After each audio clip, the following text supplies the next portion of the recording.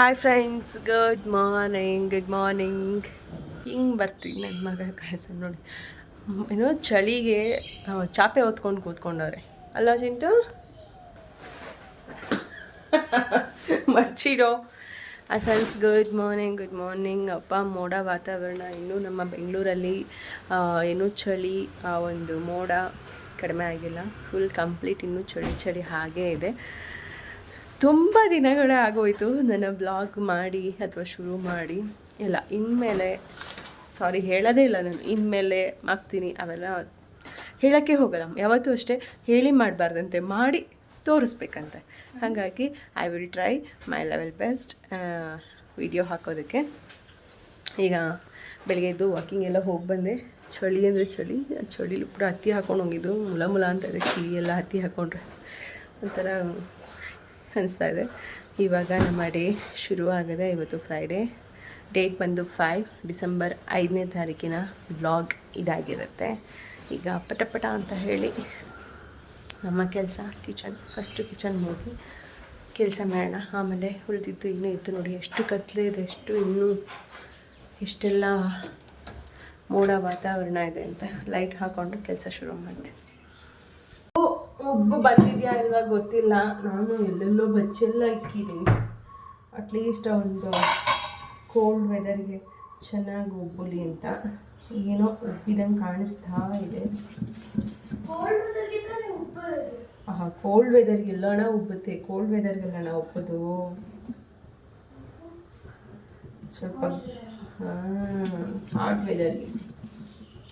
ಅಕ್ಕಿ ತರಿಯಿಂದ ಈ ಸರಿ ಇಡ್ಲಿ ಮಾಡ್ತಾ ಇದ್ದೀನಿ. ನೋಡೋಕೆ ಸ್ವಲ್ಪ ಉದ್ದಂಗೆ ಅನಿಸುತ್ತೆ. ಓಕೆ, ನೋಡಿ ಹೇಗೆ ಬರುತ್ತೆ ಏನು ಎತ್ತ ಅಂತ.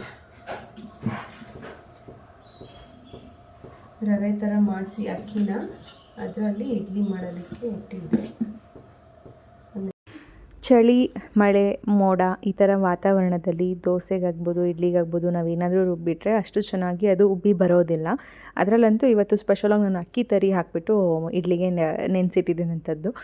ಚೆನ್ನಾಗಿ ಬಂದಿತ್ತು. ನಾನು ಹೇಗೆ ಬರುತ್ತೋ ಏನೋ ಅಂತೆಲ್ಲ ಅಂದ್ಕೊಂಡಿದ್ದೆ, ಬಟ್ ಚೆನ್ನಾಗಿ ಬಂದಿತ್ತು. ಹಾಗೆ ನಮ್ಮನೆ ಇಡ್ಲಿ ಬ್ಯಾಟರ್ ಏನು ನೋಡ್ತಾ ಇದ್ದೀರಾ, ಇದೊಂದು ಸ್ವಲ್ಪ ರೆಡಿಶ್ ಆಗಿದೆ. ಆಲ್ಮೋಸ್ಟ್ ನಮ್ಮಲ್ಲಿ ದೋಸೆ, ಇಡ್ಲಿ ಎಲ್ಲದಕ್ಕೂ ನಾನು ಅಕ್ಕಿ ಯೂಸ್ ಮಾಡೋದು ರಾಜ್ಮುಡಿನೇ. ಸಮ್ಟೈಮ್ಸ್ ಏನಾದರೂ ನನಗೆ ಹೋಟೆಲ್ ಸ್ಟೈಲಲ್ಲಿ ಬರಬೇಕು ಅಥವಾ ಕಲರ್ ಅದೇ ಥರನೇ ಕಾಣಿಸ್ಬೇಕು ಅಂದಾಗ ಅಂಗಡಿ ಅಕ್ಕಿ ತೊಗೊಂಬಂದು ಯೂಸ್ ಮಾಡ್ತೀನಿ. ಅಂದರೆ ಚೋಟು ರೈಸ್ ಅಂತ ಬರುತ್ತೆ, ದೋಸೆಗೆಲ್ಲ ತುಂಬ ಚೆನ್ನಾಗಿರುತ್ತೆ. ಆ ಅಕ್ಕಿನ ತೊಗೊಂಬರ್ತೀನಿ.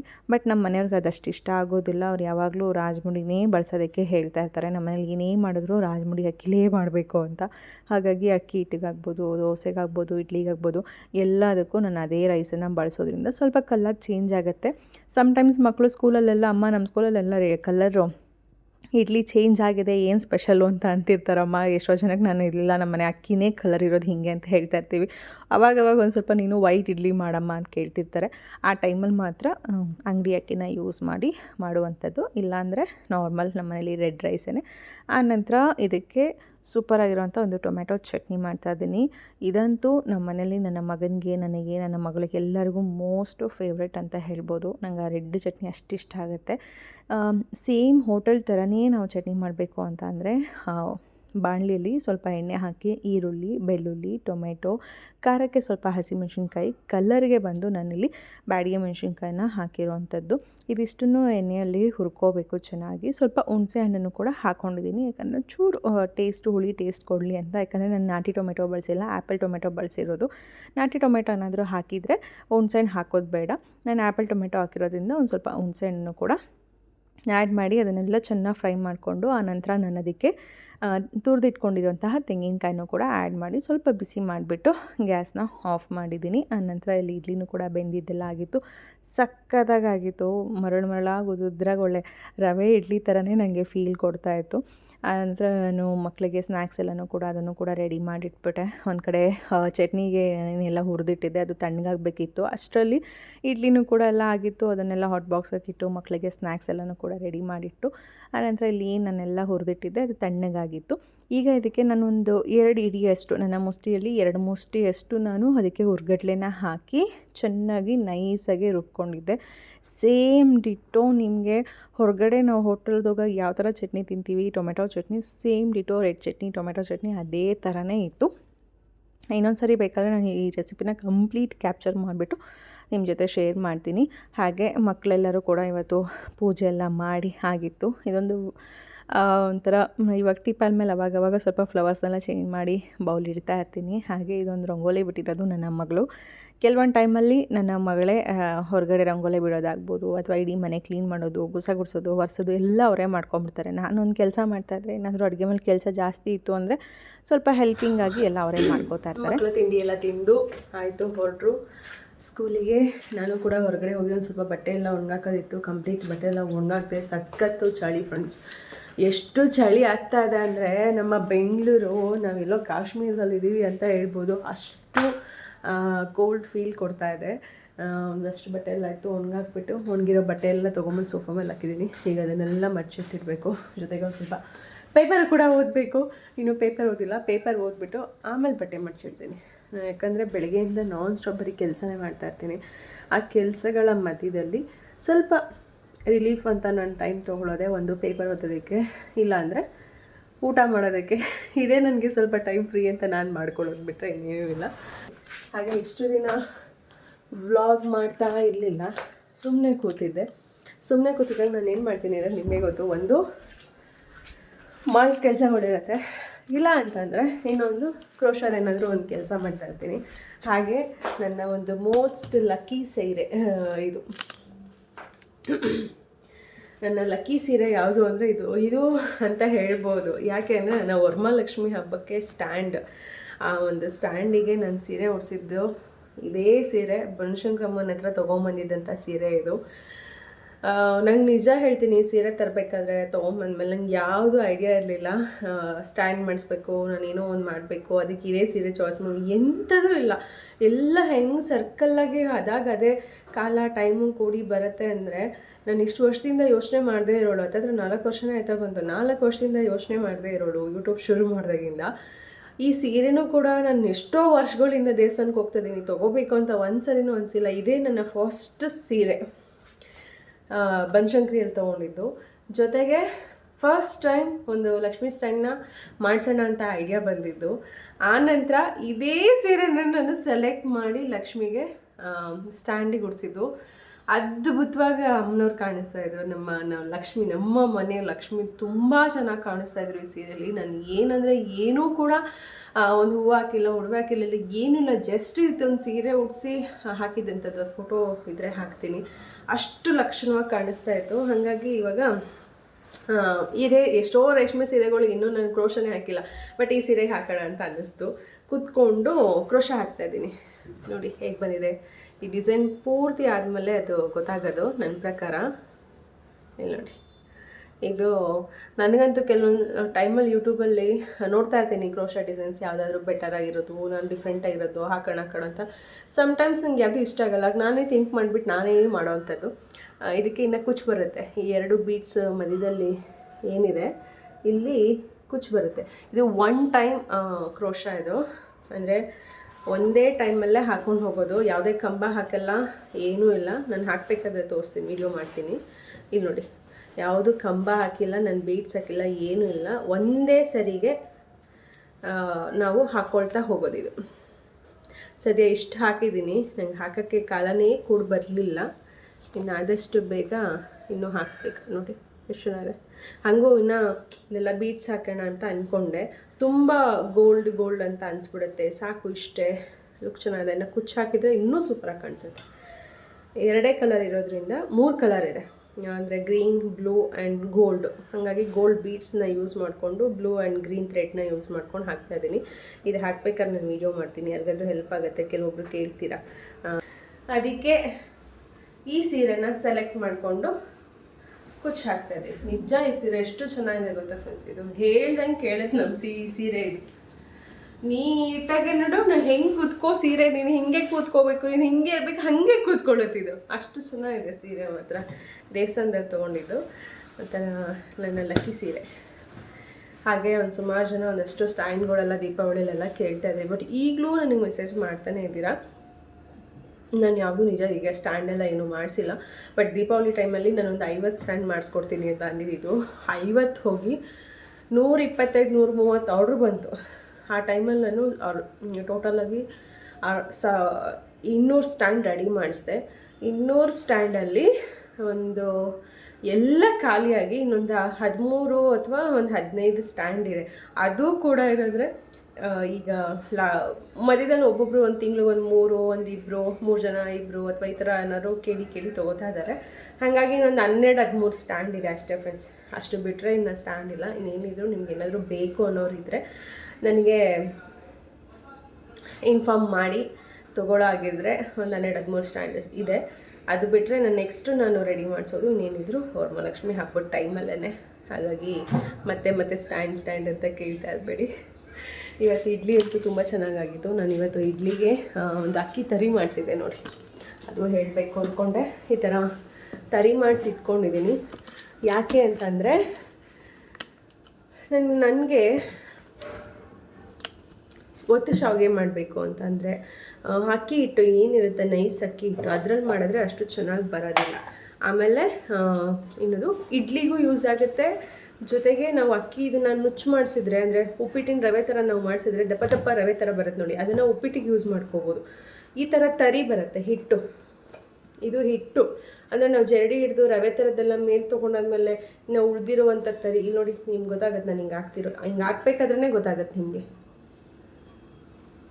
ಒಂಥರ ಹಿಟ್ಟಿಟ್ಟು ತರಿ ಥರ ಇರುತ್ತೆ. ಇದು ಹಿಟ್ಟಿಟ್ಟು ತರಿ ಥರ ಇರುತ್ತೆ.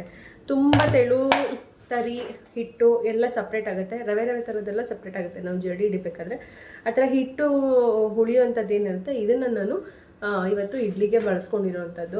ಹಿಂದಿನ ದಿನವೇ ಬೆಳಗ್ಗೆ ಉದ್ದಿನಬೇಳೆ ಅವಲಕ್ಕಿ ಮೆಂತ್ಯ ನೆನೆಸಿಟ್ಟಿದ್ದೆ. ಸಾಯಂಕಾಲ ರುಬ್ಬಿಟ್ಟು ಈ ಒಂದು ತರಿನ ಮಿಕ್ಸ್ ಮಾಡಿಬಿಟ್ಟು ಇಟ್ಟಿದ್ದೆ. ಇದನ್ನು ನೆನೆಸಿಲ್ಲ ರುಬ್ಬಿಲ್ಲ ಏನಿಲ್ಲ, ಜಸ್ಟ್ ಮಿಕ್ಸ್ ಮಾಡಿಟ್ಟಿದ್ದು. ಇಡ್ಲಿ ಅಂತೂ ತುಂಬ ಚೆನ್ನಾಗಾಗಿದೆ. ಈ ವೆದರಲ್ಲಿ ಬೆಸ್ಟ್ ಅಂತ ಅನ್ನಿಸ್ತು. ಈ ಥರ ಅಕ್ಕಿ ತರಿ ನಾವು ಇಡ್ಲಿ ಮಾಡೋದ್ರಿಂದ ಸಾಫ್ಟಾಗಿರುತ್ತೆ, ಮರಳಾಗಿರುತ್ತೆ, ಚೆನ್ನಾಗಿದೆ. ಜೊತೆಗೆ ಇದನ್ನು ನಾವು ಒತ್ತು ಶಾವಿಗೆಗೂ ಕೂಡ ಯೂಸ್ ಮಾಡ್ಕೋಬೋದು. ಅಕ್ಕಿ ಪೂರ್ತಿ ಹಿಟ್ಟು ಯೂಸ್ ಮಾಡೋದಕ್ಕಿಂತ ಈ ಥರದ್ದು ಯೂಸ್ ಮಾಡಿಕೊಂಡು ಕೂಡ ಮಾಡ್ಬೋದು, ತುಂಬ ಚೆನ್ನಾಗಿ ಬರುತ್ತೆ. ಹಾಗಾಗಿ ಮಾಡಿಸಿ ಇಟ್ಕೊಂಡಿದ್ದೀನಿ.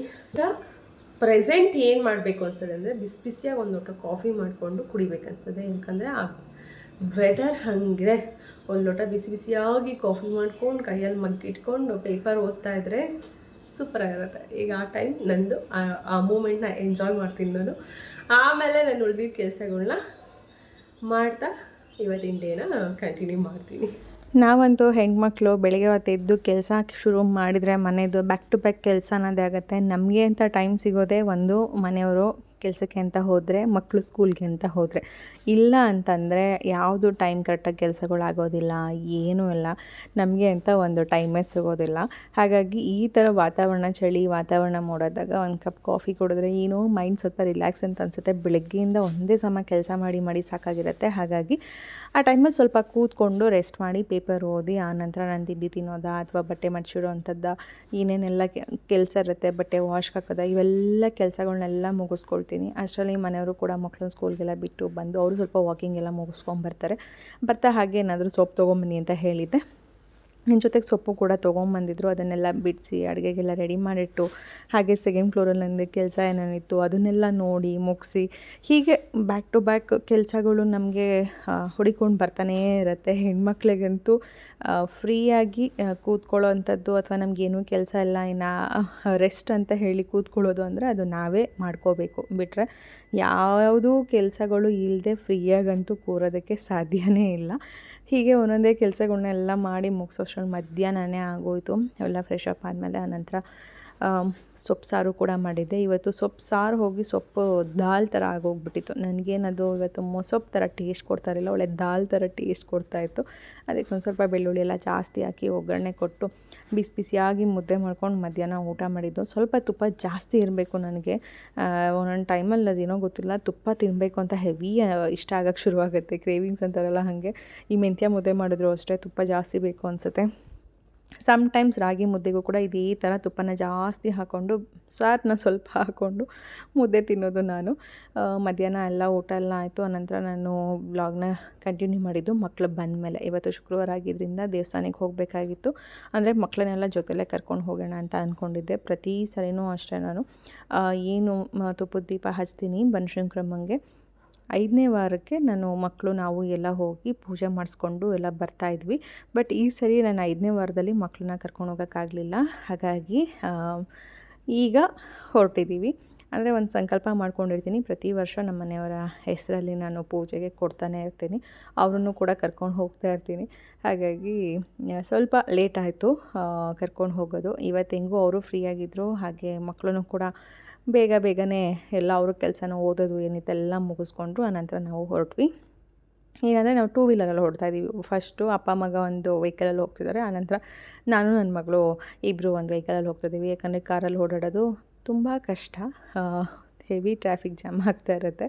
ಹಾಗಾಗಿ 2 ವೀಲರಲ್ಲಿ ಅಂದರೆ ಬೇಗ ಹೋಗ್ಬೋದು ಅಂತ ಹೋಗಿದ್ದು. ಅಮ್ಮನವ್ರ ದರ್ಶನ ತುಂಬ ಚೆನ್ನಾಗಾಯಿತು. ಪೂಜೆನೂ ಕೂಡ ಅಷ್ಟೇ ಅದ್ಭುತವಾಗಿ ಆಯಿತು. ಅರ್ಚನೆ ಎಲ್ಲ ಮಾಡಿಸಿ ಪೂಜೆ ಮಾಡಿಸಿ ನಮಸ್ಕಾರ ಮಾಡಿಕೊಂಡು, ನಾನು ಶುಕ್ರವಾರ ಅಂದರೆ ತುಂಬ ರಶ್ ಇರ್ತಾರೆ, ಅಪ್ಪ ಕಾಲಿಡೋಕ್ಕಾಗಲ್ಲ ಅಂತ ಅಂದ್ಕೊಂಡಿದ್ದೆ. ಬಟ್ ನಾವು ಏನು ಬೆಳಿಗ್ಗೆ ಹೊತ್ತು ಹೋಗಿ ನಾವು ತುಪ್ಪದ ದೀಪ ಹಚ್ತೀವಲ್ಲ, ಆವಾಗ ಇರುವಷ್ಟು ರಶ್ಶು ನನ್ನ ಪ್ರಕಾರ ಶುಕ್ರವಾರ ಆಗಲಿ ಅಥವಾ ಮಂಗಳವಾರ ಆಗಲಿ ಏನು ಭಾನುವಾರ ಆಗಲಿ ಯಾವ ದಿನ ಹೋದರೂ ಸಂಜೆ ಹೊತ್ತು ಅಷ್ಟು ರಶ್ ಇರಲ್ಲ ಅಂತ ನನಗೆ ಇವತ್ತು ಹೋದಾಗ ಫೀಲ್ ಆಗಿದ್ದು. ಯಾಕಂದರೆ ಪೂರ್ತಿ ಖಾಲಿ ಹೊಡಿತಾಯಿತ್ತು ದೇವಸ್ಥಾನ. 8:30 7 o'clock ಹೋಗಿದ್ದು ನಾವು. 8:30 1.5 hour ಆಯಿತು. ದೇವಸ್ಥಾನಕ್ಕೆ ಹೋಗಿ ಪೂಜೆ ಮಾಡಿ ಮುಗಿಸ್ಕೊಂಡು, ಏನೋ ಅದು ಹೊಡೆದಾಗ್ತಾ ಇದೆಯಾ ಬಂದ್ವಿ. ಹಾಗೆ ಪ್ರಸಾದನೂ ಕೊಟ್ಟರು ದೇವಸ್ಥಾನದಲ್ಲಿ. ಇದು ದೊಡ್ಡ ಗಣ ಫೋನ್ಗಳು, ಇದಂತೂ ನನ್ನ ಮಗಂದೇ ಇರುತ್ತೆ, ಇನ್ಯಾರ್ದು ಇಲ್ಲ. ಕಟ್ ಮಾಡಿ ಏನು ಇದಕ್ಕೋ ತೋರಿಸ್ತಾ ಇಲ್ಲ, ಯಾರ್ದು ಮತ್ತೆ ಲಲಿತಾ ಮಕ್ಕಳು ನೋಡಿ, ನಮ್ಮಮ್ಮ ಬರೀ ಫೋನ್ಗಳೇ ಬರ್ತಾ ಇದೆ. ಆಯಿತು, ಜೊತೆಗೆ ಇವತ್ತು ಇದು ಬಾಗಿಲಿಗೆ ಹಾಕರು ದೇವರ ಆಶೀರ್ವಾದ. ಪಂಚಂಕ್ರಮ್ನಲ್ಲಿ ಹಾರ ಹಾಕಿದರು ನಮ್ಮ ಮನೆಯವ್ರಿಗೆ, ನಮಗೆಲ್ಲ ನಮ್ಮ ಮನೆಯವ್ರಿಗೆ ಹಾರ ಹಾಕಿದರು, ನಮಗೆಲ್ಲ ಹೂ ಕೊಟ್ಟರು. ಹಾಗೆ ಪ್ರಸಾದ ಕೊಟ್ಟಿದ್ದಾರೆ. ನಮಗೆ ಬಾಳೆಹಣ್ಣು ಸೇಬು, ನಮ್ಮ ಮನೆಯವ್ರಿಗೆ ಅಲ್ಲ, ನಮ್ಗೆ ಬಾಳೆಹಣ್ಣು ಸೀಬೆಕಾಯಿ, ಅಪ್ಪಂಗೆ ಬಾಳೆಹಣ್ಣು ಸೇಬು ಅಲ್ಲ. ಅದ್ರ ಜೊತೆಗೆ ಒಂದು ಅರ್ಶಿನದ್ದು ಅಲ್ಲಿ ಕೊಡ್ತಾ ಇರ್ತಾರೆ ದಾರ, ಅದನ್ನು ನನ್ನ ಮಗನಿಗೋಸ್ಕರ ತೊಗೊಂಬಂದೆ ನಾನು. ಇದಿಷ್ಟು ದೇವಸ್ಥಾನದಲ್ಲಿ ಕೊಟ್ಟಿರೋದು. ಈಗ ನಮ್ಮ ಕೆಲಸ ಚಾಟ್ಸ್ ತಿನ್ನೋ ಅಂಥ ಕೆಲಸ. ಪೂಜೆ ಎಲ್ಲ ಮಾಡಿ ಹೋಗಿದ್ದು. ನನ್ನ ಮಗ ಬಿಡಬೇಕಲ್ಲ ಫ್ರೆಂಡ್ಸ್, ನಮಗೆ ಏನಾದರೂ ಒಂದು ಹೊರಗಡೆ ಹೋದರೆ. ನನ್ನ ಮನೇಲೇ ಇವತ್ತು ಶಾವಿಗೆ ಮಾಡೋಣ ಅಂತ ಡಿಸೈಡ್ ಆಗಿದೆ, ಗೊತ್ತಾ ಚೈತು? ಹಾಂ, ಇವತ್ತು ಶಾವಿಗೆ ಮಾಡಿ ಏನು ಇದು ಕಾಯಿ ಹಾಲು ಮಾಡೋಣ, ಸ್ವೀಟ್ ಏನಾದರೂ ಒಂದು ಮನೇಲಿ ಮಾಡೋಣ ಅಂತ ನಾನು ಅಂದ್ಕೊಂಡಿದ್ದು. ಬಟ್ ನನ್ನ ಮಗ ಇದನ್ನೆಲ್ಲ ಬಿಡಬೇಕಲ್ಲ ಫ್ರೆಂಡ್ಸ್, ಏನು ಯಾವುದೇ ಕಾರಣಕ್ಕೂ ನಾನು ಏನಕ್ಕೂ ಬಿಡಲ್ಲ. ಮೊನ್ನೆ ಅಲ್ಲಿಂದ ದೇವಸ್ಥಾನದಲ್ಲಿ ಹತ್ತಿ ಗಾಡೀಲಿ ಕೂತ್ಕೊಂಡ, ದೇವಸ್ಥಾನದಿಂದ ಹಿಡಿದು ಮನೆಗೆ ಬರೋವರೆಗೂ ಕೂಗಿದನು ಕಿವಿಲಿ. ಆ ಕೂಗಟ್ಟ ಕೇಳಿ ಬೇಜಾರಾಗಿ ಕರ್ಕೊಂಡು ಹೋಗ್ಬಿಟ್ಟು ತೊಗೊಂಬಂದೆ. ಜಾಸ್ತಿ ತಂದಿಲ್ಲ, 2 ಪ್ಲೇಟ್ ಮಸಾಲೆ ಪುರಿ, 1 ಪ್ಲೇಟ್ ಪಾನಿಪುರಿ, ಅಷ್ಟರಲ್ಲೇ ತಿನ್ನಬೇಕು ಅಂತ. ಸುಮಾರು ಆಲ್ಮೋಸ್ಟ್ ಒಂದು 2 months ಆಗಿತ್ತು ನಾನು ಕೊಡಿಸಿ. ಅದಕ್ಕೋಸ್ಕರ ಹೋಗಲಿ ಪಾಪ ಅಂತ ಹೇಳಿ ತೊಗೊಂಬಂದಿದ್ದಾಯಿತು. ಇದು ಡ್ರೆಸ್, 1 ನಿಮಿಷ, ಇದು ಡ್ರೆಸ್ ಬಂದು ನಾನು ಜಯನಗರ ಫೋರ್ಟ್ಲಾಗಲ್ಲಿ ತಂದಿದ್ದು. ಈ ಡ್ರೆಸ್ ತೊಗೊಂಬಂದಾಗ ಸುಮಾರು ಜನ ಕೇಳಿದ್ರಿ, ಎಲ್ಲಿ ತೊಗೊಂಬಂದ್ರಿ ಸುಷ್ಮಾ, ಇದು ಶಾಪ್ ಹೆಸರು ಹೇಳಿ, ಶಾಪ್ ಹೆಸರು ಹೇಳಿ. ಅಲ್ಲಿ ಜಯನಗರ ಫೋರ್ಟ್ಲಾಗಲ್ಲಿ ಕಾಂಪ್ಲೆಕ್ಸ್ ಏನಿದೆ, ಆ ಕಾಂಪ್ಲೆಕ್ಸ್ ಒಳಗಡೆ ಓಡಾಡಿದ್ರೆ ಒಂದು ಯಾವುದೋ ಶಾಪ್ ಸಿಕ್ತು. ನಂಗೆ ಆ ಶಾಪ್ ಹೆಸರು ಕೂಡ ನೋಡೋಕೆ ನಂಗೆ ಕೈಲಿ ಆಗಿಲ್ಲ. ಯಾಕಂದರೆ ಮನೆಯವ್ರು ಟೈಮ್ ಆಯಿತು ಇನ್ನೆಷ್ಟೊತ್ತು ನಡಿ ಅಂತ ಕೂಗಾಡ್ತಿದ್ದಕ್ಕೂ ಅದಕ್ಕೂ ನನಗೆ ಹೆಂಗಾಗೋಯ್ತು ಅಂದರೆ, ಫಸ್ಟು ಹೊರಟ್ಬಿಡೋಣಪ್ಪ ಇವ್ರನ್ನ ಕರ್ಕೊಂಡು ನಾನು ಯಾಕಾದರೂ ಅನ್ನೋ ಅಷ್ಟು ಬೇಜಾರಾಗಕ್ಕೆ ಶುರುವಾಗಿತ್ತು. ಹಾಗಾಗಿ ನಾನು ಯಾವ ಶಾಪ್ ಹೆಸರು ಏನೂ ನೋಡಲಿಲ್ಲ, ಜಸ್ಟ್ ಹಾಗೆ ತೊಗೊಂಡು ಬಂದಿದ್ದಂಥದ್ದು. ತುಂಬ ಚೆನ್ನಾಗಿದೆ, ಕ್ಲಾತ್ ವೈಸ್ ಸೂಪರಾಗಿದೆ. ಇವೆಲ್ಲ ಏನಂದರೆ ಬ್ರ್ಯಾಂಡೆಡ್ ಅಲ್ಲ, ಹಾಗಾಗಿ ಏನು ಸೈಜ್ ಎಲ್ಲ ಸ್ವಲ್ಪ ನಾವು ಏನು ತೊಗೊಳ್ತೀವಿ ಅದಕ್ಕಿಂತ ದೊಡ್ಡ ಸೈಜ್ ತೊಗೊಳ್ಳೋದು ಬೆಟರ್. ಚೆನ್ನಾಗಿ ಕಾಣಿಸ್ತಾ ಇದೆ ಅಂತ ಅನ್ನಿಸ್ತು ನನಗಂತೂ. ನನಗೆ ವೈಟ್ ತುಂಬ ಚೆನ್ನಾಗಿ ಕಾಣಿಸುತ್ತೆ ಫ್ರೆಂಡ್ಸ್, ನನಗೆ ಪರ್ಟಿಕ್ಯುಲರಾಗಿ ವೈಟ್ ಚೆನ್ನಾಗಿ ಕಾಣಿಸುತ್ತೆ. ಬಟ್ ನಂಗೆ ಮೇಂಟೈನ್ ಮಾಡೋಕ್ಕೆ ಬರದೇ ಇರೋ ಕಾರಣ ನಾನು ವೈಟ್ ತೊಗೊಳ್ಳಲ್ಲ, ಬೇರೆ ಉಲ್ಟಾ ಹಾಕೊಂಡಿದ್ದೀನಿ. ಚೆನ್ನಾಗಿದೆ, ದುಪ್ಪಟ್ಟನೂ ಚೆನ್ನಾಗಿದೆ, ಅದಕ್ಕೆ ವೈಟ್ ತೊಗೊಳ್ಳಲ್ಲ. ಬಟ್ ಇವತ್ತು ದೇವಸ್ಥಾನಕ್ಕೆ ಹೊಸದೇ ಹಾಕ್ಕೊಂಡು ಹೋಗೋಣ ಅಂದ್ಕೊಂಡೆ, ಆ್ಯನಿವರ್ಸರಿಗೆ ಹಾಕ್ಕೊಳ್ಳೋಣ, ಸೀರೆ ಉಟ್ಕೊಳ್ಳೋಣ, ಏನೋ ಪ್ಲಾನ್ ಇತ್ತು. ಬಟ್ ಎಲ್ಲ ಅವತ್ತಾಗಿಲ್ಲ. ಇವತ್ತು ಮನೆಯವ್ರನ್ನ ಕರ್ಕೊಂಡು ಹೋಗಿ ಬಂದಿದ್ದು. ಇದು ಸರ ಬಂದು ರಿಯಲ್ ಪರ್ಲದು. ನನ್ನ ಮಗಳು ಚಿಕ್ಕವಳಿದ್ದಾಗ ನಮ್ಮ ಮನೆಯವರು ಎಲ್ಲೋ ಟ್ರಿಪ್ ಹೋದಾಗ ಪರ್ಲದು ಒಂದಷ್ಟು ಸರಗಳು, ಅವಳದ್ದು ಒಂದಷ್ಟು ಸರ ತಂದಿದ್ರು. ಅಂದರೆ ಪರ್ಲಲ್ಲಿ ಇದೊಂದು, ಇನ್ನೊಂದು 2 ಪರ್ಲು, ಒಂದು ಹವಳದ್ದು 2, ಹವಳದ್ದು 2, ಪರ್ಲದ್ದು 2. ಹಾಂ, 2 ಮೊದಲೇ ಯೋಚನೆ ಮಾಡ್ಕೊಂಡವ್ರೆ ಅಮ್ಮ ಮಗಳಿಗೆ ಇಬ್ರಿಗೂ ಅಂತ ತಂದಿದ್ದಾರೆ. ಅದಕ್ಕೆ ಮ್ಯಾಚಿಂಗ್ ಓಲೆನೂ ಕೂಡ ಇಷ್ಟೇ ಚೆನ್ನಾಗಿ ಕಾಣಿಸುತ್ತೆ, ಈ ಡ್ರೆಸ್ಸಿಗೆ ಮ್ಯಾಚ್ ಆಗುತ್ತೆ ಅಂತ ಅದನ್ನು ಹಾಕ್ಕೊಂಡು ಹೋಗಿದ್ದೆ ಅಷ್ಟೇ. ಇವತ್ತು ಒಂಥರ ಮನಸ್ಸಿಗೆ ಒಂದು ಕಡೆ ದೇವಸ್ಥಾನಕ್ಕೆ ಹೋಗಿ ಬಂದಿದ್ದು ಸಮಾಧಾನ, ಖುಷಿ ಥರ ಖುಷಿ ಆಯಿತು. ಬಟ್ ಮಧ್ಯಾಹ್ನ ಸ್ವಲ್ಪ ಬೇಜಾರಲ್ಲಿದ್ದೆ. ಬೇಜಾರಾದ್ರಿಂದ ಮತ್ತೆ ನಿಮ್ಗೆ ಹೇಳಿದ್ರೆ ನೀವೇನು ಅಂದ್ಕೊಳ್ತಿರೋ ಗೊತ್ತಿಲ್ಲ. ಬಟ್ ನಾನು ಎಲ್ಲರಿಗೂ ಏನು ಹೇಳ್ತೀನಿ ಅಂದರೆ, ಇವತ್ತು ಒಂದು ವಿಚಾರ ಕೇಳಿದೆ. ಅಪ್ಪ ಫೋನ್ ಮಾಡಿದರು ಮಧ್ಯಾಹ್ನ. ಫೋನ್ ಮಾಡಿಬಿಟ್ಟು ಆಮೇಲೆ ಅದಕ್ಕೆ ನಂಗೆ ಬ್ಲಾಗ್ ಮಾಡೋಕ್ಕೆಲ್ಲೋ ಇಷ್ಟ ಆಗಲಿಲ್ಲ. ನಮಗೆ ತುಂಬ ಗೊತ್ತಿರೋರು, ತಿಳಿದಿರೋರು, ಅವರು ಇನ್ನಿಲ್ಲ ಅಂತ ಹೇಳಿದ್ರು. ಬಟ್ ತುಂಬ ಇನ್ನೂ ಚಿಕ್ಕ ವಯಸ್ಸಿನ ವ್ಯಕ್ತಿಯವರು, ನನಗಿಂತ ಚಿಕ್ಕ ಹುಡುಗ ಅಂತಲೇ ಹೇಳ್ಬೋದು. ಆ ಮನುಷ್ಯ ಒಂದು ಟೈಮಲ್ಲಿ, ನನಗೆ ಗೊತ್ತಿರೋಂಗೆ ಒಂದು ಟೈಮಲ್ಲಿ ಬೇರೆಯವ್ರ ಜೀವನ ಅವ್ರು ಉಳಿಸಿದ್ರು. ಆದರೆ ಇವತ್ತು ಅವ್ರ ಜೀವನ ಅವ್ರು ಉಳಿಸ್ಕೊಳಕ್ಕಾಗಲಿಲ್ಲ. ನಾನು ಪ್ರತಿಯೊಬ್ಬರಿಗೂ ಹೇಳ್ತಾ ಇರ್ತೀನಿ, ನಮ್ಮ ಸಾವು ನಮಗೆ ಹುಡಿಕೊಂಬರ್ಬೇಕೇ ಹೊರತು ನಾವು ಯಾವುದೇ ಕಾರಣಕ್ಕೂ ಹುಡಿಕೊಂಡು ಹೋಗಬಾರ್ದು. ಜೀವನದಲ್ಲಿ ಏನೇ ಕಷ್ಟ ಬರಲಿ, ಏನೇ ನೋವು ಬರಲಿ, ಅಥವಾ ಒಂದೊಂದು ಟೈಮಲ್ಲಿ ಖಿನ್ನತೆ ಅನ್ನೋದು ಎಲ್ಲರಿಗೂ ಕಾಡುತ್ತೆ. ಒಂದೊಂದು ಟೈಮಲ್ಲಿ ಒಂದು ಏನಾಗುತ್ತೆ ಗೊತ್ತಿಲ್ಲ. ನಾನು ಆ ಥರದ್ದೆಲ್ಲ ಸನ್ನಿವೇಶ ಸಂದರ್ಭಗಳನ್ನ ಎದುರಿಸಿದ್ದೀನಿ. ಅದ್ರ ಬಗ್ಗೆ ನನಗೂ ಎಕ್ಸ್ಪೀರಿಯನ್ಸ್ ಆಗಿದೆ. ಎಷ್ಟೋ ಸರಿ ನನಗೂ ಒಂದೊಂದ್ಸರಿ ಒಂಟಿ ಅನ್ನೋ ಥರ ಫೀಲ್ ಆಗಿದ್ದೆ. ಹತ್ತಿದ್ದೀನಿ, ನನಗೋಸ್ಕರ ಯಾರೂ ಇಲ್ಲ ಅನ್ನೋ ಫೀಲ್ ಆಗಿದ್ದೆ. ಏನೇನೋ ತಲೆಯಲ್ಲಿ ಬರುತ್ತೆ. ಬಟ್ ಆ ಟೈಮಲ್ಲಿ ನಾವೇನು ಮಾಡಬೇಕು ಅಂದರೆ, ಆದಷ್ಟು ಕೆಟ್ಟದನ್ನು ಯೋಚನೆ ಮಾಡೋ ಬದಲು ಆ ಟೈಮಲ್ಲಿ ಆ ಫೀಲಿಂಗ್ಸ್ ಏನಾದರೂ ನಮ್ಮ ತಲೆಯಲ್ಲಿ ಕೆಟ್ಟದಾಗಿ ತುಂಬ್ತಾ ಇದೆ, ಬರ್ತಾ ಇದೆ, ನಾನು ಎಷ್ಟೇ ಏನೇ ಮರಿಬೇಕು ಅಂದರೂ ಮರೆಯೋಕ್ಕಾಗ್ತಾಯಿಲ್ಲ, ನಿದ್ದೆ ಮಾಡೋಕ್ಕಾಗ್ತಿಲ್ಲ, ಅಳಬೇಕು, ಕೂಗಾಡಬೇಕು, ಈ ಥರ ಎಲ್ಲ ಫೀಲಿಂಗ್ಸ್ ಯಾರಿಗಾದರೂ ಬಂದರೆ ದಯವಿಟ್ಟು ಆ ಟೈಮಲ್ಲಿ ಒಂಟಿಯಾಗಿ ಇರಬೇಡಿ. ಯಾಕಂದರೆ ಆ ಟೈಮಲ್ಲಿ ಕೆಲವೊಂದು ಟೈಮಲ್ಲಿ ಬೇರೆ ಬೇರೆ ಥರನೇ ನಿರ್ಧಾರಗಳು ಬಂದುಬಿಡುತ್ತೆ. ಇವತ್ತು ಆ ಥರನೇ ಆಗಿ ಒಬ್ಬ ವ್ಯಕ್ತಿ ಜೀವ ನಮ್ಮನ್ನೆಲ್ಲ ಬಿಟ್ಟು ಹೋಗ್ಬಿಟ್ಟಿದ್ದಾರೆ. ಬಟ್ ನನಗಿಂತ ಚಿಕ್ಕ ವ್ಯಕ್ತಿ ನನ್ನ ಮದುವೆಲೆಲ್ಲ ಓಡಾಡಿದರು. ನನ್ನ ಮದುವೆಯಲ್ಲಿ ಒಂದು ಫ್ಲವರ್ ಡೆಕೋರೇಷನ್ಸ್ ಎಲ್ಲ ಮಾಡಿದ್ದಂತಹ ವ್ಯಕ್ತಿಯವರು. ನೆನೆಸ್ಕೊಳ್ತೀನಿ ಈಗಲೂ ಕೂಡ. ತುಂಬ ಒಳ್ಳೆ ಮನುಷ್ಯ. ಗೊತ್ತಿಲ್ಲ ಯಾಕೆ ಅವರು ಈ ಭೂಮಿನ ಬಿಟ್ಟು ಹೋಗಬೇಕು ಅಂತ ನಿರ್ಧಾರ ಮಾಡಿದ್ರು ಅಂತ. ತುಂಬ ಬೇಜಾರಾಯಿತು ಆ ವಿಚಾರ ಕೇಳಿ. ಅಪ್ಪ ಹೇಳಿದ್ರು. ಬಟ್ ನಾವೇ ಆ ಸಾವನ್ನು ತಗೊಳ್ಳೋದಿರುತ್ತಲ್ಲ, ಅದರಂಥ ದೊಡ್ಡ ತಪ್ಪು ನಿರ್ಧಾರ ಇನ್ನೊಂದಿಲ್ಲ. ದಯವಿಟ್ಟು ಯಾರು ನನ್ನ ವ್ಲಾಗ್ಸ್ ಯಾರು ನೋಡ್ತಾ ಇರ್ತೀರಾ, ಮಾಡ್ತೀರಾ, ನಾನು ಹೇಳೋದು ಎಲ್ಲರಿಗೂ ಮುಂದೆ, ಈ ಭೂಮಿ ಮೇಲೆ ನಾವು ಹುಟ್ಟಿದ್ದೀವಿ ಅಂದರೆ ದೇವ್ರು ಏನೋ ಒಂದು ಕಾರಣಕ್ಕೆ ನಮಗೆ ಜೀವ ಕೊಟ್ಟಿದ್ದಾರೆ, ನಮ್ಮನ್ನು ಈ ಭೂಮಿ ಮೇಲೆ ತಂದಿದ್ದಾರೆ. ಏನೋ ಒಂದು ರೀಸನ್ ಇದ್ದೇ ಇರುತ್ತೆ. ನಾವು ಯಾವುದೇ ಕಾರಣಕ್ಕೂ ಕೆಟ್ಟ ಆಲೋಚನೆಗಳು, ಚಿಂತೆಗಳು ಮಾಡ್ದೇನೆ ಧೈರ್ಯವಾಗಿ ಪ್ರತಿಯೊಂದು ಬರುವಂಥ ಎಲ್ಲ ಕಷ್ಟಗಳನ್ನೂ ಕೂಡ ನಾವು ಎದುರಿಸಿ ನಿಲ್ಲೋಣ. ಸಮ್ಟೈಮ್ಸ್ ಏನೇ ಕೆಟ್ಟದ್ದು ನಮ್ಮ ತಲೆಗೆ ಬಂದರೂ ಆ ಟೈಮಲ್ಲಿ ಒಬ್ಬಂಟಿಯಾಗಿರೋದಕ್ಕಿಂತ ಹೆಚ್ಚಾಗಿ ಒಂದು ಸ್ವಲ್ಪ ಹೊರಗಡೆ ಹೋಗಿ, ಇಲ್ಲ ಒಂದು ಒಳ್ಳೆ ಸಾಂಗ್ಸ್ಗಳನ್ನ ನೋಡೋದು, ಇಲ್ಲಾಂದರೆ ಒಂದು ಒಳ್ಳೊಳ್ಳೆ ಸ್ಟೋರಿ ಬುಕ್ಸ್ಗಳನ್ನ ಓದುವಂಥದ್ದು. ಅದನ್ನು ಬಿಟ್ಟು ಬೇರೆ ಥರ ನಾನು ಯಾವ ರೀತಿ ಮಿಂಗಲ್ ಆಗ್ಬೋದು, ಅಥವಾ ನನ್ನ ತೀರಾ ಕ್ಲೋಸ್ ಯಾರೋ ಫ್ಯಾಮಿಲಿ ಆಗ್ಬೋದು, ಫ್ರೆಂಡ್ಸ್ ಆಗ್ಬೋದು, ಯಾರು ಇರ್ತಾರೆ ಅಟ್ಲೀಸ್ಟ್ ಅವ್ರಿಗೆ ಒಂದು ಫೋನ್ ಮಾಡೋದು, ಮಾತಾಡೋದು, ಈ ಥರ ಏನೋ ನನ್ನ ಮೈಂಡಿಗೆ ಬರ್ತದೆ ಅಂತ ಓಪನಾಗಿ ಮಾತಾಡ್ಬಿಡಿ. ಮಾತಾಡೋದ್ರಲ್ಲಿ ಏನೂ ತಪ್ಪಿಲ್ಲ. ಕೆಲವೊಂದು ಟೈಮಲ್ಲಿ ನಾನು ಆ ಥರ ಎಷ್ಟೋ ಸರಿ ನಂಗೆ ಫೀಲ್ ಆದಾಗ ನಾನು ಮಾತಾಡಿದ್ದು ಉಂಟು. ನನ್ನ ಫ್ರೆಂಡ್ ಹತ್ರನೂ ನಾನು ಹೇಳ್ಕೊಂಡಿದ್ದೀನಿ. ನನಗೆ ಬೇಜಾರಾದಾಗೆಲ್ಲ ಫೋನ್ ಮಾಡಿ ಹತ್ತಿದ್ದೀನಿ ಎಷ್ಟೋ ಸರಿನೂ ಕೂಡ ನಾನು. ಯಾಕಂದರೆ ಎಲ್ಲರ ಹತ್ರ ಎಲ್ಲ ವಿಚಾರಗಳನ್ನೂ ಹೇಳ್ಕೊಳಕ್ಕಾಗಲ್ಲ. ತೀರಾ ಹತ್ರದವರು ಅಂತ ನಮ್ಗೆ ಯಾರು ಇರ್ತಾರೆ, ನಮಗೆ ತುಂಬ ದುಃಖ ಆಗ್ತಾ ಇದೆ ಅಂದಾಗ ದಯವಿಟ್ಟು ನೀವುಗಳು ನಿಮ್ಮ ಹತ್ರದವರು ಯಾರು ಏನು ಅಂದ್ಕೊಳ್ತಾರೋ, ನಾನು ಹೇಳ್ಕೊಳ್ಳೋದ್ರಿಂದ ತಪ್ಪು ತಿಳ್ಕೊಳ್ತಾರೇನೋ, ಅಥವಾ ಅವ್ರಿಗೇನಾದ್ರು ನಮ್ಮನ್ನು ಇದು ಮಾಡ್ಕೋತಾರೆ, ನೀವು ಏನೂ ಆ ಥರ ಥಿಂಕ್ ಮಾಡೋಕ್ಕೆ ಹೋಗಲೇಬೇಡಿ. ನಿಮ್ಮ ಹತ್ರದಲ್ಲಿ ನಿಮಗೆ ತುಂಬ ಕ್ಲೋಸ್ ಅನ್ನೋರು ಯಾರು ಇರ್ತಾರೆ ಆ ಟೈಮಲ್ಲಿ ಅವರಿಗೆ ಫೋನ್ ಮಾಡಿ. ಒಂದು ಸರಿ ಮಾಡಿದಾಗ ಅವ್ರು ಫೋನ್ ಎತ್ತಿಲ್ವಾ, ಇನ್ನೊಂದು ಸರಿ ಮಾಡಿ. ಇನ್ನೊಂದು ಸ್ವಲ್ಪ ಮಾಡಿದಾಗ ಎತ್ತಿಲ್ವಾ, ಇನ್ನೂ ಯಾರಾದರೂ ಬೇರೆ ಫ್ರೆಂಡ್ಸ್ ಇರ್ತಾರೆ, ಅವ್ರ ಹತ್ರ ಮಾತಾಡಿ. ಸಮ್ಟೈಮ್ಸ್ ನಮಗೇನು ಅಂತಂದರೆ, ನಮ್ಮ ವೈರಿಗಳು ಕೂಡ ನಮ್ಮನ್ನು ಕಾಪಾಡಿಬಿಡ್ತಾರೆ ಕೆಲವೊಂದು ಟೈಮಲ್ಲಿ.